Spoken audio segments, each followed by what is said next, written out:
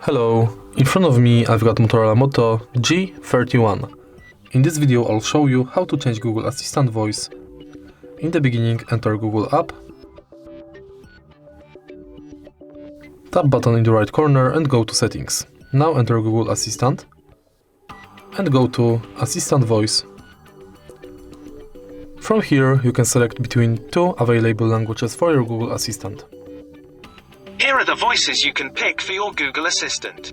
If you like this voice and want me to keep using it, just stop here.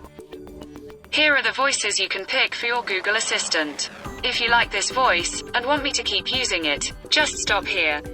If you find this video helpful, please leave like, comment and subscribe.